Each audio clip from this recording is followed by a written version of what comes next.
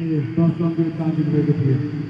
वानडेतर्फ बलिङतर्फ Christopher Timsina 3 over 7 run 2 wicket.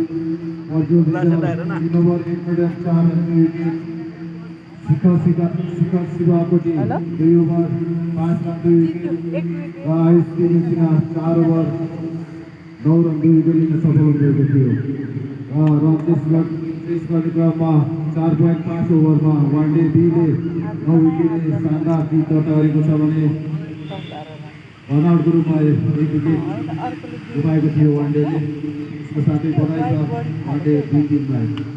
आजको म्याचको पुरस्कार वितरण गरिदिनुभन्दा समाजसेवी क्रिकेट प्रेमी हुर्नाज्यूलाई अगाडि आजको match no doubt Christopher Timsina 3 over 7 run 2 wicket.